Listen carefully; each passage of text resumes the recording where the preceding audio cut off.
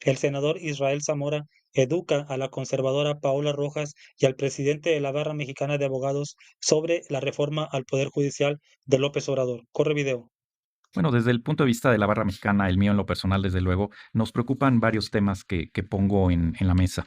El primero es, desde luego, la elección popular de ministros, magistrados y jueces, no solo federales, sino en toda la República.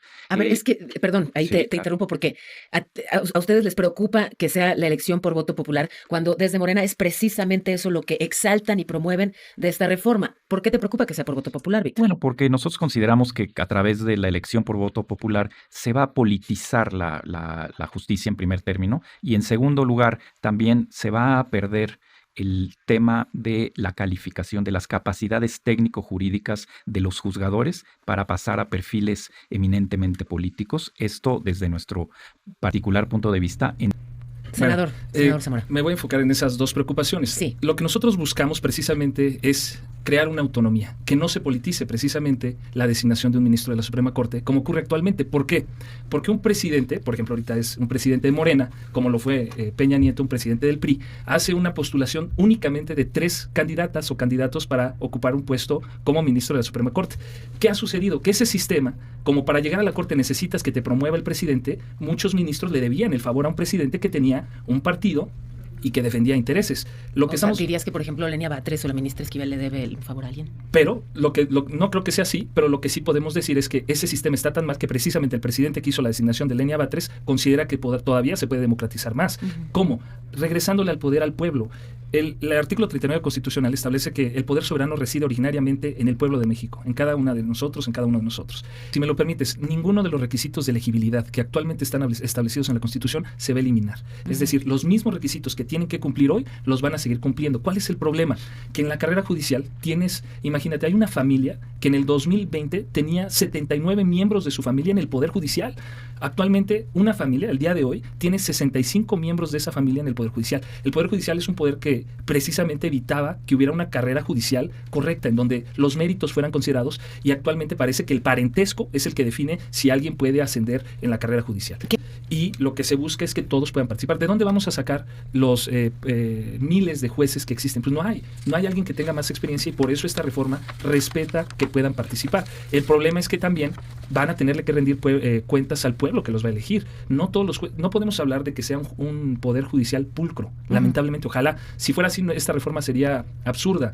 Lo que no es deseable es de que estos jueces, magistrados y ministros se deban al voto popular, porque los juzgadores se deben deber solamente a la Constitución y a las leyes, no a nadie más. Y ahí veo que claramente discrepas. Difiero, porque el poder originario, el poder soberano está en el pueblo. ¿Por qué una élite? Ahorita te estoy hablando, ¿qué impedimento habría para que la doctora Claudia Sheinbaum, próxima presidenta, designara a todos los ministros que siguen y que se van a renovar durante su sexenio? Ninguno. Prácticamente 3 el próximo sexenio ya podría hacerlo de manera directa. Tendrían la mayoría en el Senado para ratificar ese nombramiento. ¿Qué es lo que buscamos? Que el pueblo de México decida. Lo que a mí me preocupa. A mí me gustan los contrapesos, ¿no? Y esta reforma, digamos que termina con ese papel del Poder Judicial como un contrapeso, golpea de alguna manera la autonomía del Poder Judicial. Leía con preocupación, por ejemplo, a la presidenta del Senado, Ana Lilia Rivera, diciendo que urge esta reforma judicial porque con la conformación actual que tiene el Poder Judicial, que hoy por hoy es un poder que no coopera. Entonces, ¿de qué se trata? ¿De que quede conformado de manera tal que no sea un contrapeso? No, al contrario, esta reforma, imagínate, primero porque le da legitimidad. La ministra Norma Piña, vamos a tomar un caso concreto. Ella llega ahí muy cuestionada desde la comisión en donde se eligió, la Comisión de Justicia, cuando su nombramiento lo mandó Enrique Peña Nieto, fue muy cuestionado por los vínculos cercanos que tenía con él. Y ya desde ahí, su legitimidad ya estaba cuestionada. Si ella hubiera llegado por la elección de millones de mexicanos, porque se va a juntar con la elección presidencial, y me refiero del Poder Ejecutivo y del Poder Legislativo se van a juntar, ella pudo haber recibido millones de votos que la llevaran. Tendría la legitimidad para decir, oye, sí, tú recibiste 36 millones, doctora Claudia, pero yo también recibí millones, lo que me da un poder de realmente ser un contrapeso al Poder Ejecutivo. Ya no le debe el favor a nadie, ya no se lo va a deber a ningún presidente del PRI, ni de Morena, ni de ningún otro partido. Es que es curioso, porque te escucho, senador, y justamente los detractores de la reforma dicen, quienes lleguen le deberán el favor a alguien. Es que, mira, ¿a quién se lo deben más? Perdón. A ver. Sí, mira, no hay ningún cargo unipersonal que ejerza más poder que el presidente de la República. O sea, difícilmente vamos a encontrar una persona que concentre tantas atribuciones y facultades constitucionales como el presidente de la República. Y si el pueblo de México le encargamos, le ponemos en sus manos, porque además no es que lo pongamos, está en sus manos esa elección, ¿por qué no un ministro? A ver, yo sí necesito entender con un poco de más claridad cómo se puede hacer una campaña sin financiamiento ni público ni privado. Yo quiero una campaña gratis. ¿Cómo se construye eso? Bueno, se va a hacer, por supuesto, a través del recurso que se le da si lo al hace el INE. INE, entonces son recursos públicos indirectamente, ¿no? Indirectamente, pero administrados y organizados, repito, gestionados por el propio Instituto Nacional Electoral. O sea, sí nos va a costar.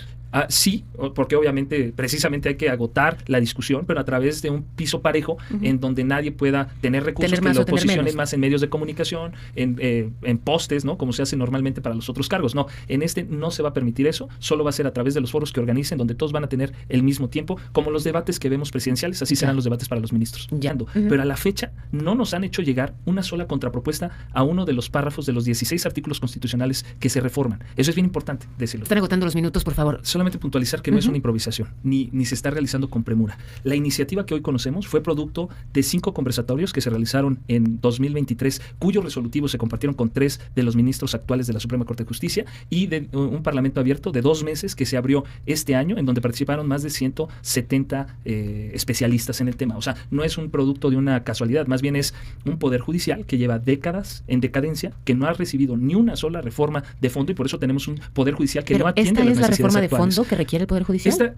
Esta es el paso inicial, Paula, porque recordemos que como es constitucional, por supuesto que la Constitución tú hace reformas muy generales que se aterrizan ya en los detalles a través de las leyes reglamentarias. Entonces, coincido con lo que dice Víctor, no solo el Poder Judicial, sino el sistema judicial en México debe ser reformado, disminuir los costos que tienen los particulares, hacer mejores las defensorías de oficio y muchos otros temas que podríamos platicar, pero que se deben de aterrizar en una ley. ¿Por qué no en la ley de una vez? Porque si no adecuamos la Constitución, nos lo declaran inconstitucional, como muchas de las reformas 78 que en este sexenio, de manera muy cuestionable, algunas de ellas, la Suprema Corte declaró inconstitucionales. No, lo que nosotros creemos, esta propuesta no hay cómo blindar al Poder Judicial. Yo creo que esta propuesta despersonaliza, ¿no? Y pone a través del voto popular a que sea más difícil la incidencia del crimen organizado.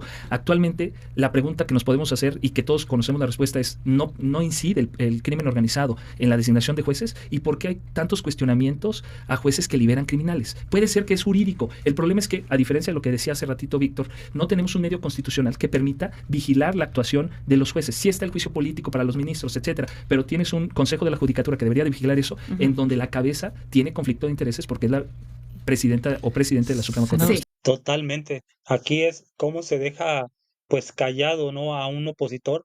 De estos están llenos los programas de televisión. Esta mujer, legítimamente, no estoy de acuerdo con ella, no comparto su visión conservadora, tiene parentesco con los Gómez del Campo, creo que viene siendo sobrina de Calderón. No comparto con ella su visión, pero estos personajes que son los dueños del micrófono, tiene dudas y cuestiona, y cuestiona, y cuestiona. Y ese Israel Zamora tiene que educar, reeducar, educar y reeducar sobre lo que está proponiendo Morena. No tenemos conductores o periodistas que le den la derecha a Morena. Todo es cuestionamiento. Ella dijo al principio que le gustan los contrapesos. A mí me hubiera gustado que ella en su programa, cuando estaba en Televisa, me hubiera gustado que cuestionara la reforma, y vuelvo a lo mismo, a la reforma energética en el 2013, cuando no había contrapesos. Como bien dijo Mario Delgado, yo era senador y los del PRI y del PAN no me dejaron cambiarle ni una coma a la reforma energética. No hubo parlamentos abiertos, no hubo oposición que valiera. Y ahí, Paola Rojas, la sobrina de Calderón, no dijo: me gustan los contrapesos, y por qué no escucharon al PRD, al PT y a Movimiento Ciudadano. PRI y PAN avasallaron y aprobaron la reforma energética.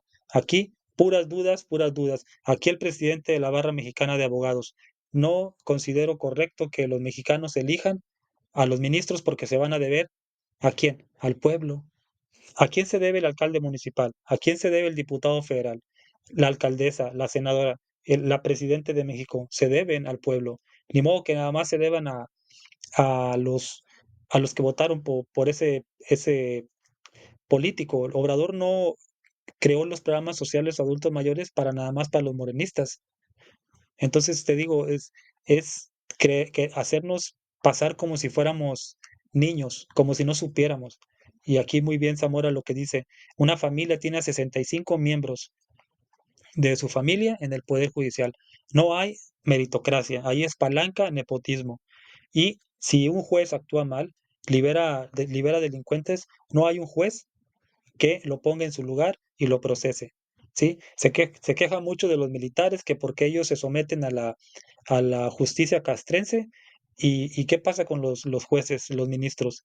Son intocados, intocables, nadie los toca. Entonces se tiene que reformar el poder judicial para que realmente se deban al pueblo.